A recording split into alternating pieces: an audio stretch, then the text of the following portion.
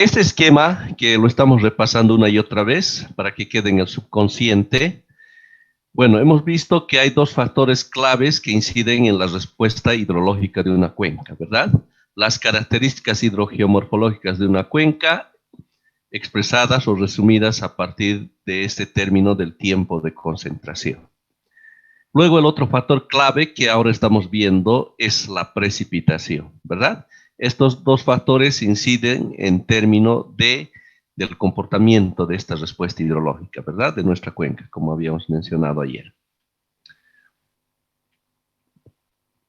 Bien, ahora vamos a ver, estamos viendo el segundo factor. Habíamos mencionado el concepto de lo que representa la precipitación, que puede estar expresada en términos de lo que estamos viendo ahí. Voy a silenciar un segundo algunos para que esté todo silencio. Muy bien. Luego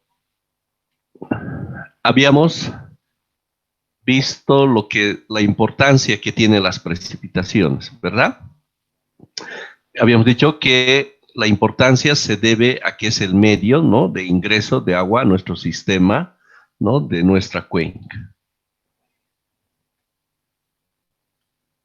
Luego, también habíamos hablado de los sistemas, ¿no?, los mecanismos que inciden en la elevación, ¿no?, para que se den las precipitaciones. Habíamos hablado de las lluvias convectivas, ¿no?, que el ascenso se debe al efecto de la radiación solar, que es bien característico de las zonas tropicales, ¿no? En Villa Tunari, por ejemplo, habíamos hablado de eso, ¿no? Y en todos los casos habíamos mencionado que se produce este proceso de condensación, ¿no? Pasar del estado gaseoso al estado líquido por el tema de la altura, ¿no? Si recordamos, habíamos mencionado que a mayor altura la temperatura disminuye y es por eso que se da la precipitación, ¿no? Como el caso de la caldera, ¿no? Bien, también habíamos hablado de las lluvias orográficas, que es característico de nuestra ciudad de Cochabamba, donde tenemos la cordillera del Tunari, ¿no? Entonces, como una barrera natural que obliga a que ciertas masas de aire húmedo que se vayan moviendo, estas tengan que ascender y por ende, como siempre, se produzca la condensación y ahí tendríamos la precipitación, ¿verdad? Y finalmente las frontales o ciclónicas, ya habíamos visto dos, ¿verdad? El frente frío, que es lo más importante porque y el del que hay que tener cuidado porque produce precipitaciones de gran intensidad, ¿no? Ahí habíamos visto que cuando se tiene la llegada de una masa de aire fría, ¿no es cierto?, obliga que esta masa de aire caliente, ¿no?, presente, tenga que ascender, ¿no es cierto? Y también, como siempre, se produce la condensación y la precipitación posteriormente, ¿no? Luego tenemos el frente cálido, pero en este caso se trata de precipitaciones débiles. En este caso habíamos dicho que es la masa de aire caliente que es la que llega. Entonces, ya sabes, por el tema de densidades, la masa de aire caliente es la que es obligada a ascender y se producen las precipitaciones, ¿no? En cuanto a la formación de lluvias, hemos hablado que es importante los núcleos de condensación, que precisamente se dan por las partículas de polvo que estarían en suspensión en la atmósfera, ¿no? Entonces, habíamos mencionado que debido a ese efecto químico se hace la atracción, ¿no?, de moléculas de agua que estarían presentes y cuando adquiere un tamaño considerable hace el intento de caer y este ciclo se repite de 10 a 15 veces, ¿no es cierto? Entonces, realmente esa gotita para caer ha tenido que hacer mucho esfuerzo, ¿no? Luego estamos viendo el tema de la medición de la lluvia. Habíamos visto que vamos a ver dos alternativas, ¿no?, para medir la lluvia, usando los pluviómetros y usando los pluviógrafos. Entonces, inicialmente habíamos visto el pluviómetro, ¿no? Habíamos mencionado que está compuesto de dos cilindros, ¿no?, que tienen en relación de tamaño 1 a 10, ¿no es cierto? Y eso lo hacemos de forma adrede para poder medir precipitaciones de lluvia, inclusive hasta décimas de milímetro, ¿no? Gracias a este artificio que estamos mencionando, ¿no? Bien, también algo importante con relación al pluviómetro, en nuestro medio se miden a las 8 de la mañana, ¿verdad? Entonces, lo que reporta CENAMI, que es la entidad encargada, habíamos mencionado, el Servicio Nacional de Meteorología e Hidrología, es la encargada de la medición en nuestro país, ¿no? Entonces, ellos registran cada 24 horas y eso es lo que reportan, ¿no? Lo que tendríamos acceso a esa información. Luego también habíamos hablado sobre que se mide en términos de milímetros, lo que corresponde, ¿no? a la cantidad precipitada, ¿no? Habíamos mencionado que en Villatunari un promedio estaría algo de 14.000 milímetros, ¿no? 28 veces a la precipitación de Cochabamba, bastante, ¿verdad? Luego habíamos hablado de la duración, en términos, ¿no? de la duración que tienen los eventos de lluvia. Y luego la intensidad, que es un término bastante importante, que generalmente en nuestro medio usamos en milímetros hora, ¿verdad? En base a eso podemos ver el grado de intensidad de una cierta tormenta, ¿no? Una llovizna puede estar en este orden, pero ya el caso de una tormenta que podría producir inundaciones, como es el caso que felicidades, ¿no? Se ha averiguado de forma precisa.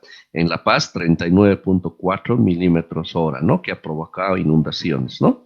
Entonces, de esa forma podemos hacer la comparación, ¿no? De eventos de tormentas. ¿Está bien? Bien, ahora vamos a ver lo que corresponde al pluviógrafo, ¿no? ¿Qué es el pluviógrafo? Entonces, si observamos, aquí hay una palabra clave importante de grafo. Y aquí les muestro, ¿no? El pluviógrafo antiguo, ¿no? La forma de funcionamiento que tendría este tipo de pluviógrafo, ¿no? A ver, vamos a leer en este caso. En algunos modelos el pluviógrafo está dotado de un flotador, ¿no? Aquí lo tenemos el flotador, que hace subir a una plumilla, y aquí tenemos la plumilla, ¿no? Que registra gráficamente el llenado del recipiente a lo largo del tiempo, ¿ya? Entonces, esto se trata de un papel milimetrado, ¿no es cierto? Enrollado, así como lo podemos observar ahí. Entonces, aquí más o menos una altura de unos 10 centímetros, ¿no? Papel milimétrico, ¿no? Entonces, esta plumilla ciertamente tiene un flotador, ¿no? Y esto es como el caso del cilindro pequeño que habíamos visto, ¿verdad? Como este cilindro pequeño. Entonces, donde se va almacenando el agua, que justamente se tiene también, como habíamos visto anteriormente, este embudo. Entonces juega el mismo papel, ¿no? Entonces la cantidad de agua que haya llovido, entonces se captura con el embudo, ¿no? Y esta cantidad de agua, ¿no?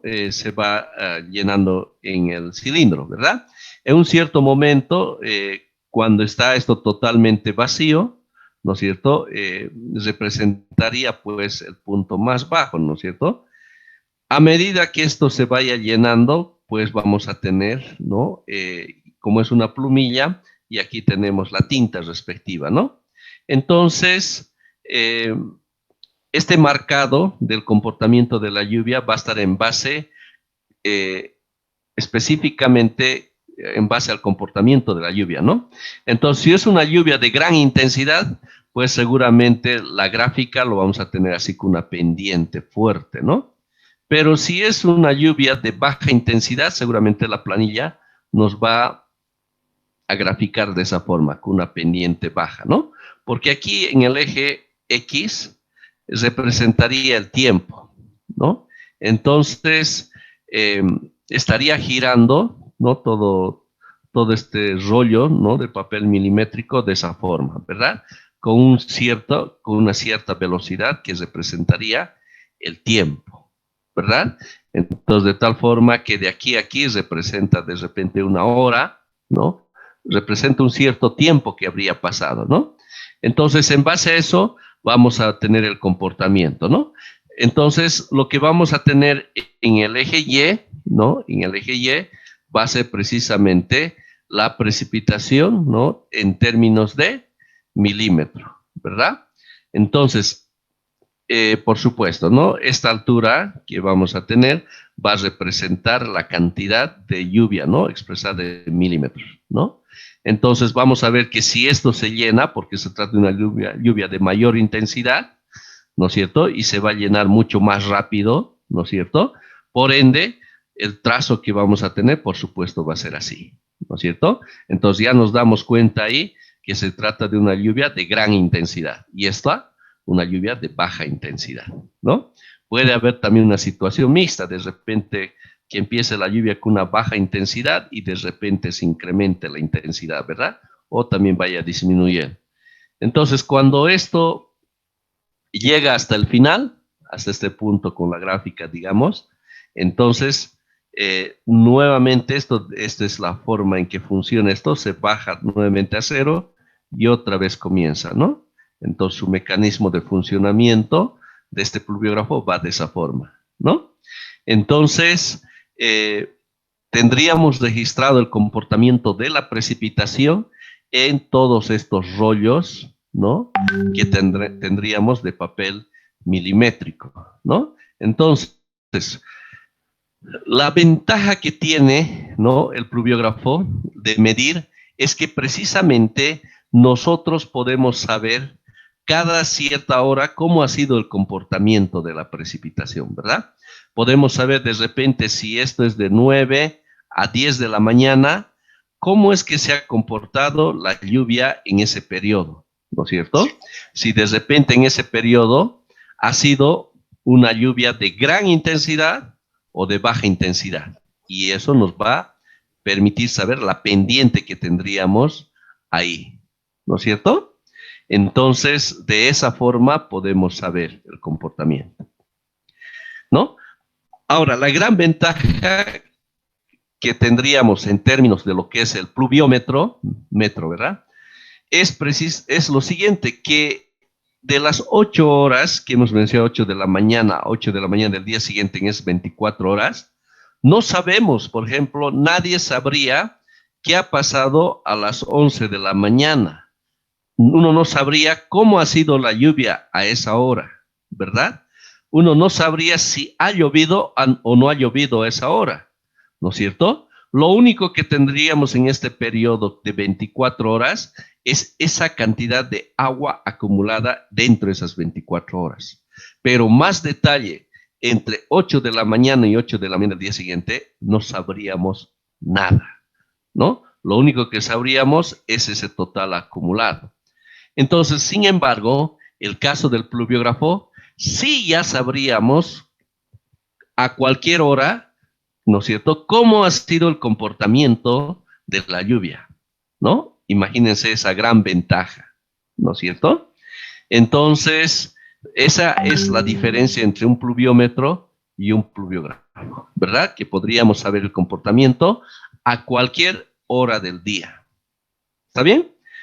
Entonces, la estación de Asana, ¿no?, hemos seguramente escuchado de esta institución, es precisamente la estación más antigua que tenemos en Cochabamba y data del año 1949 hasta la fecha. Estamos hablando casi de, imagínense, de 70 años, ¿no? 71 para ser exactos, ¿no? Entonces, ellos tienen datos desde el año 1949 para nuestra fortuna y tienen ellos el pluviógrafo, ¿ya? Y hasta ahora, ¿no?, ellos van justamente registrando el comportamiento de la precipitación, ¿no?, con esta herramienta que les estoy mostrando, ¿no?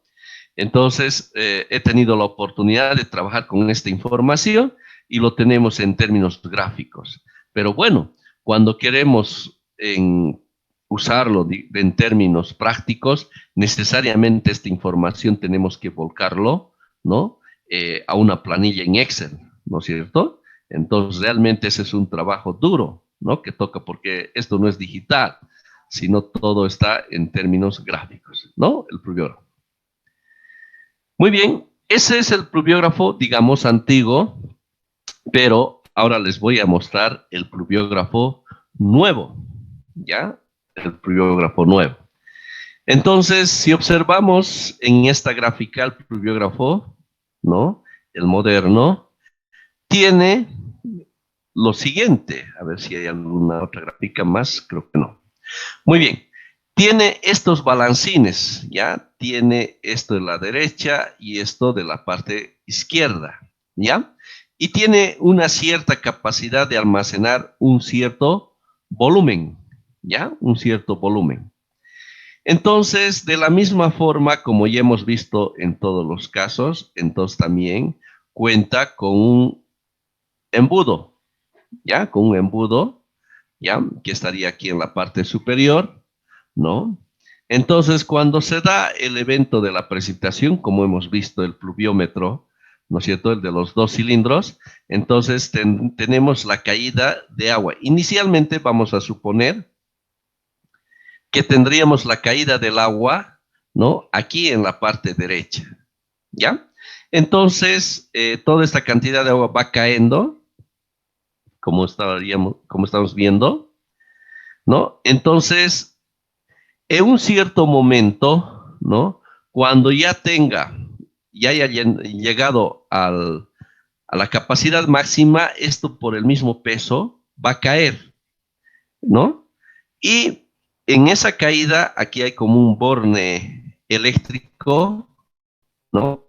Que lo tenemos ahí en la parte de abajo, y aquí tenemos un borne que tendría esta parte, se va a hacer un contacto, ¿verdad? Un contacto, y eso se va a mandar en términos eléctricos una señal, ¿ya? Entonces, en esa caída, lo que estaba lleno se va a vaciar por esta pendiente como lo estamos viendo. Y luego le va a tocar, ¿no? Al otro balancín, a esta parte de la izquierda, ¿ya? Entonces, esto está construido de tal forma que cuando esté caído esta parte derecha, entonces el embudo va a estar apuntado a llenar la parte izquierda, ¿verdad? Entonces, va a haber un momento que se va a llenar, ¿no es cierto? Y esto también va a caer. ¿Está bien? Y ya sabemos, al tener la caída, se produce el contacto y se manda una señal eléctrica, ¿verdad? Y luego una vez que caiga esto, va a tocar llenar la parte de la derecha, ¿no es cierto? También otra vez, esto se va llenando y va a caer y así sucesivamente, ¿verdad? De forma alternada entre ambos depósitos, ¿no? Entonces, cuando se tendría una tormenta de gran intensidad, pues esto va a ir cambiando, ¿no es cierto? De forma rápida. Por ende, las señales se van a mandar también de forma rápida. Pero en cambio, cuando sea una lluvia de poca intensidad, entonces va a tardar, va a demorar en llenarse, ¿no es cierto? Como lo otro. Entonces, a partir de esas señales es que vamos a poder saber más o menos cómo ha sido el comportamiento, ¿no? Entonces, estos conexiones eléctricas, entonces van justamente a un aparato, ¿ya? Un aparato que se llaman los data loggers, ¿no es cierto? Que tienen una memoria interna ahí, ¿no? Entonces, esas señales eléctricas a través de un programa interno que tiene, ¿no es cierto? Su propio lenguaje de programación, pero de forma rústica, ¿no? Lo que hace es transformar estas señales eléctricas que van llegando por conexiones que se tienen ahí y se transforman en términos, ¿no? Digitales, ¿no? Entonces nosotros podríamos hacer a través de la programación, ¿no? De transformar que cada golpe eléctrico va a representar una cierta cantidad de lluvia, ¿no? En este caso, si mal no recuerdo, era 0.25 milímetros, ¿verdad? Entonces, 0.25 milímetros que se habría llenado, la cuarta parte de un milímetro, y que eso se estaría almacenando, ¿no es cierto? En información de forma digital. Entonces, luego uno ya iría con su portátil, ¿no es cierto? Con su portátil, se hace la conexión respectiva, ¿no? Y se podría descargar toda esa información de esa memoria, ¿no? Entonces, lo interesante que tiene este equipo es que tiene una memoria interna, como les había mencionado, que tienen una capacidad de guardar hasta de repente 3 meses de datos, imagínense, ¿no?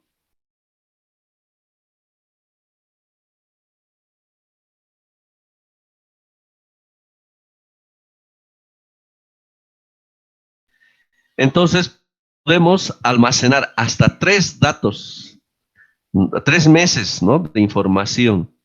Entonces, esto es lo interesante, ¿no? Y tienen una tecnología que se llama la tecnología rollover, de tal forma que la información nueva reemplaza a la información antigua, ¿verdad? Entonces,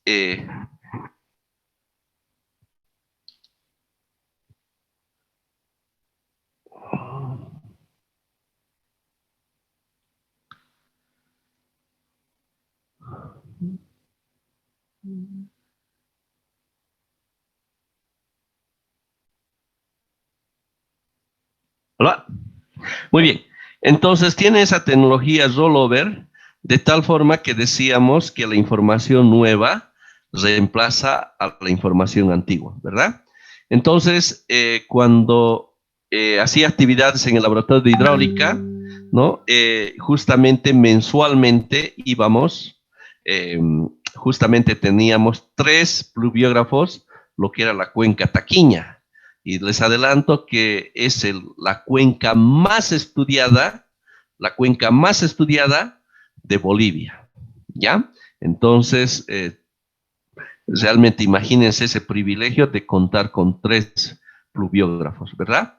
Entonces íbamos y descargamos la información así como les mencionaba, ¿no? Y entonces luego uno iba a la zona bueno, uno iba a la oficina y procesaba uno luego toda esta información, que ya afortunadamente ya estaba de forma digital, ¿no es cierto? Comparado al pluviógrafo antiguo, bueno, que aquí uno tiene que manualmente ir pasando esto a una planilla en Excel. En cambio, aquí ya está totalmente digital la información, ¿no? Muy bien. Em, Habíamos tenido la oportunidad también de haber armado una estación moderna, ¿no? Justamente con un pluviógrafo. Y recuerdo, esto para su referencia de ustedes, más o menos nos había costado en el orden de $3,000, ¿ya? Más o menos estos aparatos, que bueno, no solamente era el tema del pluviógrafo, sino también había, podíamos registrar la temperatura, la radiación solar, la velocidad del viento a la vez, ¿no? Que todos esos factores que también es importante registrar, ¿no? Y acompañado de este pluviógrafo moderno, ¿no? Que habíamos comprado, importado desde Estados Unidos, ¿no? Entonces, justamente por ello es que habíamos tenido esa necesidad de programar, porque todo esto requiere programar, ¿no? Internamente, ¿no? Para transformar señales eléctricas en información digital, como estaba mencionando. ¿Está bien? Muy bien, entonces el pluviógrafo trabaja de esa forma, ¿ya? Muy bien, entonces lo bueno de aquí, del pluviógrafo, comparado con el pluviómetro, es que siempre vamos a conocer el comportamiento, ¿no? Eh, bueno, eso también quisiera por favor compartirles, que eh, el registro, la precipitación, uno inclusive puede registrarlo cada segundo, ¿no es cierto? Pero sin embargo, eso implicaría que podríamos saturarlo de forma mucho más rápida la memoria, ¿no? Entonces, por eso que se toma un estándar en términos de registrar cada 5 minutos, ¿no? Entonces, por ejemplo, 8 de la mañana, 8:05. Entonces, 8 de la mañana sabríamos cuánto es la precipitación acumulada que se habría dado, ¿no? De 7:55 a 8 de la mañana, por decir, vamos a suponer 0,5 milímetros, ¿no? Ahora, de 8 de la mañana a 8:05, digamos que haya llovido 0,25, ¿verdad? Entonces, así tendríamos y precisamente este tema de las acumulaciones, entonces también uno lo especifica a través de la programación, ¿no? Del programa que tendríamos que elaborar nosotros, ¿no? Eh, entonces, generalmente se toma el estándar cada 5 minutos. ¿Está bien? Muy bien. Continuando. Hay que cumplir cuando estamos implantando nuestro pluviógrafo o pluviómetro algunas recomendaciones, ¿no? Como la que nos está mencionando aquí, ¿no? Debe estar a 1,5 metros de altura sobre el suelo, ¿no? Por lo menos, es muy importante.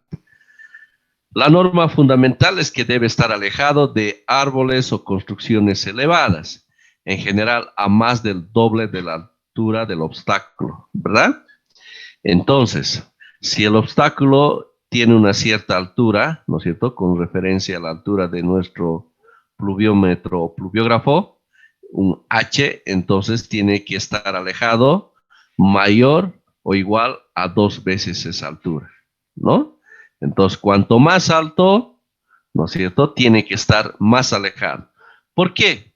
Porque precisamente no siempre la lluvia cae de forma vertical, ¿no es cierto? Todos sabemos que podríamos tener lluvias que sean así de forma oblicua, ¿verdad? Entonces, decíamos que para evitar perder precisamente el aporte cuando tenemos la lluvia que va cayendo de forma oblicua, ¿no? Porque podríamos tener, bueno, ya sabemos que la lluvia también puede comportarse de esa forma, ¿no? Entonces no tendría que haber estos obstáculos. Imagínense de repente ahí que esté un árbol, nos estaría impidiendo, ¿no es cierto?, la llegada de una cierta cantidad de lluvia, ¿no?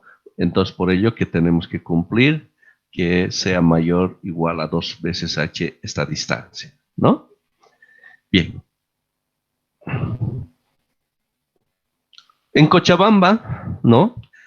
Más o menos tenemos en el orden entre activas e inactivas, en el orden de 50 estaciones, ¿no? Tenemos, bueno, la mayoría, casi el 95%, son justamente pluviómetros, ¿ya? Las estaciones que maneja Cenami, la mayoría son precisamente del tipo pluviométrico, ¿no? Con lo que se registra. O sea, vale decir, cada 24 horas, ¿no? Entonces, en Cochabamba debemos tener una especie de unos 5 a 7 pluviógrafos nada más, ¿no?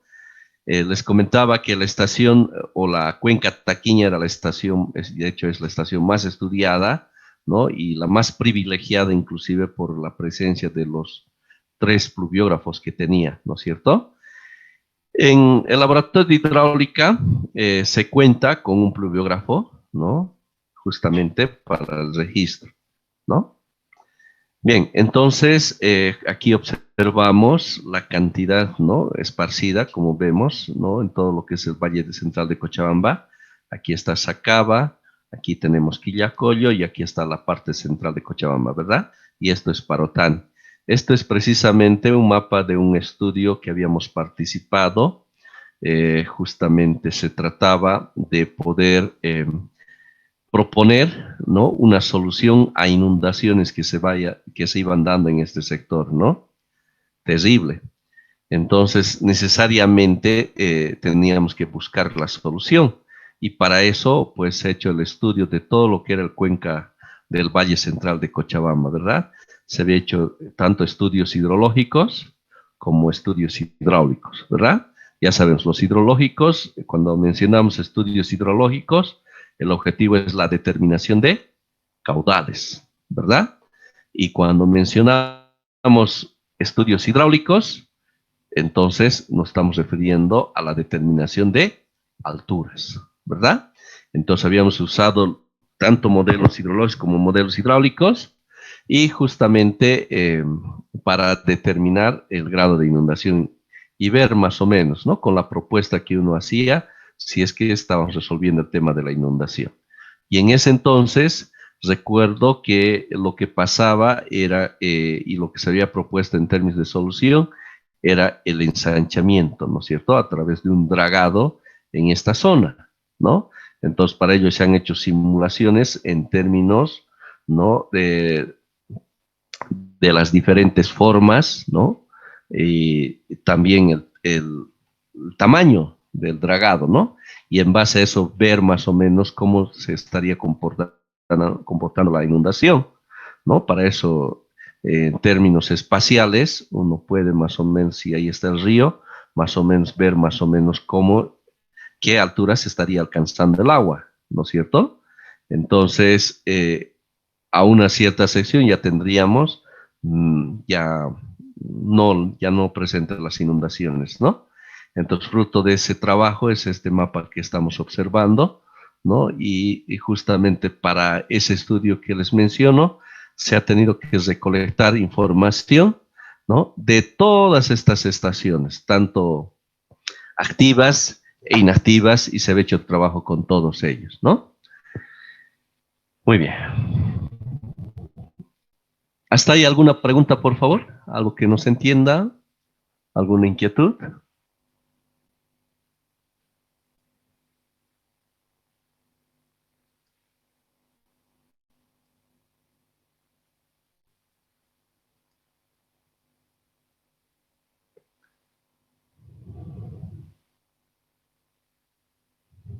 Muy bien, continuemos. Ahora vamos a ver este tema que también es súper importante, que se llama el análisis de consistencia, ¿no? Les había mencionado, ¿no?, que la entidad encargada de lo que es el registro de precipitación en nuestro país y en nuestro departamento es CENAMI, ¿verdad? Y CENAMI tiene sus respectivos operarios, ¿no?, de todas estas estaciones, entre las activas ubicadas a lo largo de nuestro departamento, ¿no? Entonces, una cierta persona, vamos a suponer en este lugar, ¿no? Entonces, aquí está a cargo una cierta persona, ¿no es cierto? Y que justamente él va registrando las precipitaciones respectivas, ¿no? Es posible que a lo largo de su trabajo puedan haberse presentado algunos errores, ¿no es cierto? De repente, un cambio de la localización de la estación puede ser algo típico, ¿no? O algunos otros factores, ¿no? De repente, eh, el caso de, vamos a suponer que se llame Mario, ¿ya? El operal. Entonces, Mario, justamente las mediciones que se van dando cada 24 horas, a las 8 de la mañana va Mario, mide, ¿verdad? Entonces, si lo va a registrar Mario en un papel, ¿no es cierto? Vamos a suponer de un 23 de diciembre, una cierta lluvia, y va a registrar la precipitación respectiva, ¿no? Y así sucesivamente los días que se tenga, ¿no?, las lluvias. Pero sin embargo, cuando Mario va a ir a dejar la información a la entidad central, ¿no?, de CENAMI, va a haber otra persona a su vez, ¿no?, lo que va a hacer es estos datos que están ahí registrados en el papel, él se va a encargar de llevarlo, ¿no?, a través de una computadora en términos digitales. Seguramente utilizarán una planilla en Excel o alguna herramienta que manejen en CENAMI para volcar esta información en papel en términos digitales, ¿verdad? Ahora, aquí hay la participación humana, ¿no es cierto? ¿A quién no le ha pasado alguna vez de algún examen o alguna práctica, de repente un cierto valor que parecía de repente, qué sé yo, el 7, y de repente alguien lo ha puesto como 8? Un error humano que, bueno, es de esperarse, ¿no? Entonces podría haber ese tipo de errores. Entonces nosotros, cuando hayamos conseguido nuestra información de CENAMI, entonces seguramente nos vamos a cuestionar y diríamos, wow, de repente hay algunos errores, ¿no es cierto? Y precisamente el análisis de consistencia es esta herramienta que nos permite ver si esa información tiene o no tiene errores, ¿verdad? Entonces, vamos a ver cómo es que podemos encontrar errores y cómo es que podríamos reparar si es que habría algún error. Y esto es lo que llamamos el análisis de consistencia, ¿no? Entonces, puede haber algunas causas principales de pérdidas de consistencia, ¿no? Por ejemplo, el cambio en la localización del pluviómetro, ¿no? Cambio en la reposición del aparato. Puede ser también el reemplazo del operador, que ya no sea Mario, de repente les reemplacen otra persona, ¿no? Deforestaciones y reforestaciones en la zona. Apertura de nuevas áreas al cultivo en los alrededores, ¿no? Entonces, todos estos factores pueden incidir en términos que se esté arrastrando un cierto tipo de error, ¿ya? Entonces, las anteriores acciones traen consigo una alteración relativa en la cantidad de lluvia captada por el pluviómetro, lo que llevan a errores de tipo sistemático, ¿ya? Los cuales son muy importantes, pues su efecto es acumulativo, ¿ya? Entonces, en cuanto a lo que se refiere a los errores que podríamos encontrar, los vamos a clasificar en dos, ¿ya? Uno es el error sistemático y el otro va a ser el error accidental, ¿ya? También existirán los errores de tipo accidental, los que se deben principalmente al observador, o bien se generan en la transcripción, copia o impresión de los registros pluviométricos, ¿no? A ver, el sistemático nos estamos refiriendo a lo siguiente. Si de repente por alguna circunstancia se da un cambio en la localización del pluviómetro, vamos a suponer que el pluviómetro inicialmente esté ahí, que por alguna circunstancia, puede ser de que de repente Mario ya no viva ahí, ¿no es cierto? Y tengan que buscar otro operario, entonces de repente otro operario va a estar a una distancia, ¿no? La estación. Entonces, por este cambio, pues podríamos estar arrastrando unos errores, pero unos errores que se van a dar día a día, ¿verdad? Por este cambio. Entonces, por eso es que va a haber errores en términos acumulativos, día a día. Entonces, a eso lo llamamos un error sistemático, que se esté dando día a día, cada día, ¿verdad? Ahora, sin embargo, el tipo de error accidental es solamente una vez, ¿verdad? El accidental, no como esto un error de cada día, ¿no es cierto? Sino esto en términos de una sola vez. Por eso es que decimos que ese error puede ser en términos de transcripción. Por supuesto, si alguien ha leído mal y al transcribir de repente se ha equivocado, entonces solo se estaría dando en esa información, ¿no es cierto?, que está procesándose. Entonces esa es la diferencia entre el sistemático y el accidental. ¿De acuerdo?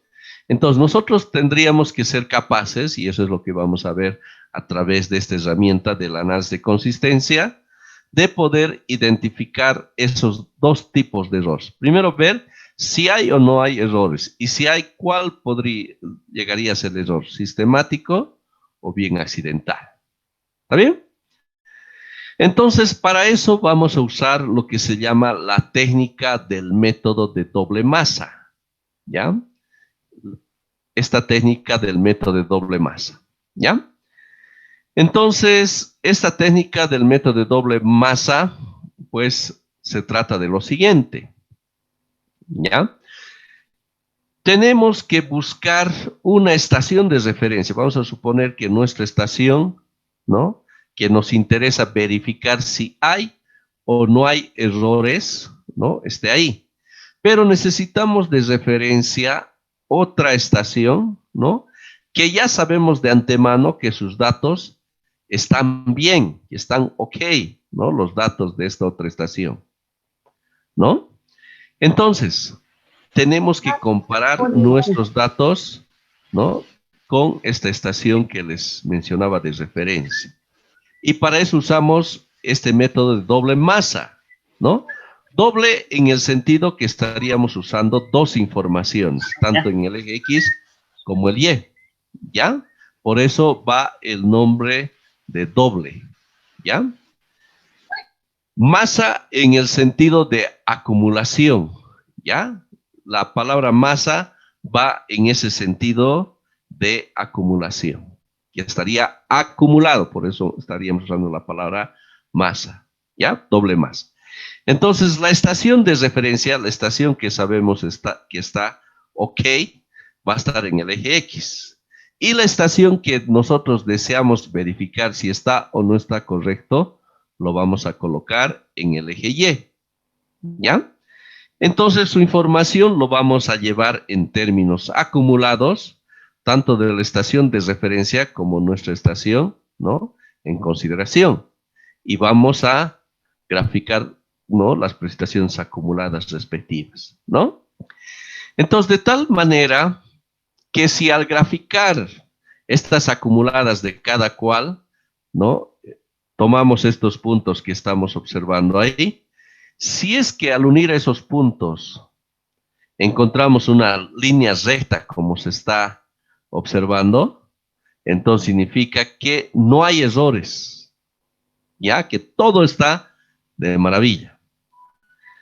Bueno, pero ¿qué pasa si de repente se nos presenta una situación como estamos viendo aquí, un quiebre? Inicialmente con una cierta pendiente y en un cierto momento se da un quiebre y un cambio de pendiente. Entonces, observamos que si estaba correcto debería graficarse así, ¿verdad? Pero observamos que estos puntos, ¿no? En cada punto representa lo que se estaría registrando cada cierto tiempo. Entonces, que cada cierto tiempo se estaría arrastrando un error. Entonces, por eso es que esto se trata de un error del tipo sistemático, ¿verdad?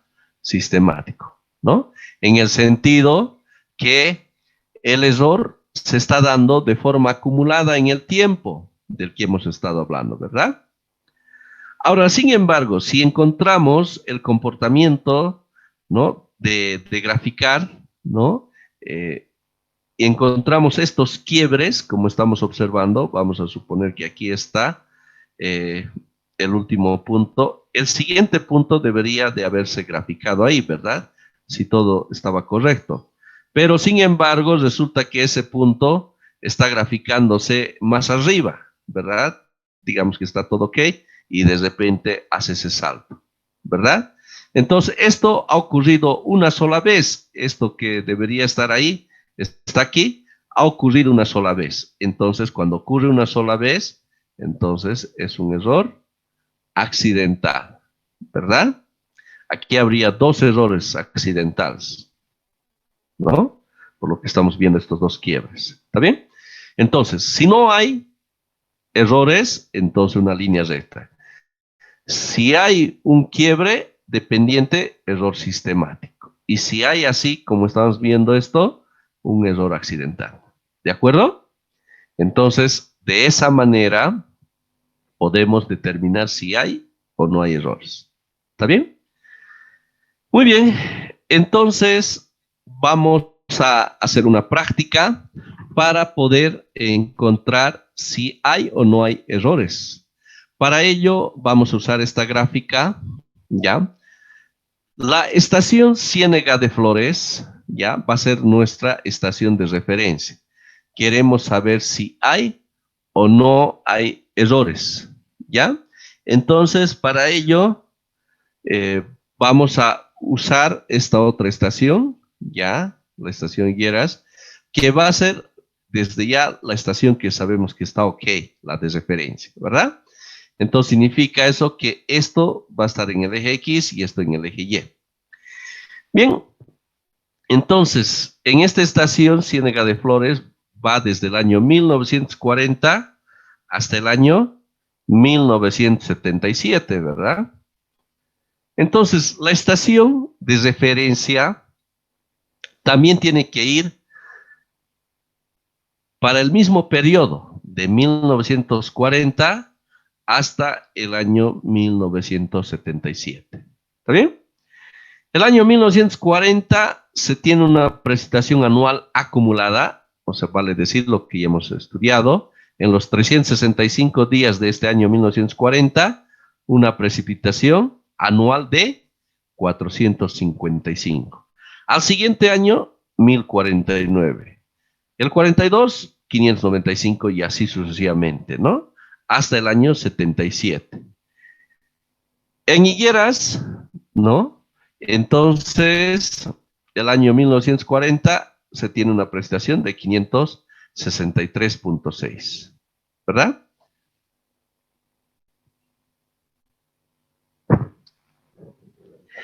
El año 41, 736.5, y así sucesivamente hasta el año 1977, ¿verdad? Tenemos ahí, ¿no? Lo que corresponde a sus, a las presentaciones que se han dado cada año, ¿ya? Entonces, ¿qué es lo que ustedes van a hacer para la siguiente clase? Lo siguiente, y atentos, por favor, ¿ya? Lo siguiente, a ver, estoy un poco al revés. Esta, por favor, esto nos hemos olvidado. Esta es la estación que está ok, ¿ya? Y esta es la estación que queremos saber si tiene o no tiene errores, ¿ya? Entonces, en el eje X tiene que estar Ciénega de Flores, ¿ya? En el eje X. Y en el eje Y, la estación, ¿no? Que sería la estación Higueras, ¿no? Como lo estamos viendo ahí. ¿Está bien? Entonces, lo que ustedes tienen que hacer es lo siguiente. Vamos a suponer que tenemos ahí nuestros puntos de referencia, ¿ya? Entonces, nuestro primer punto va a ser lo siguiente.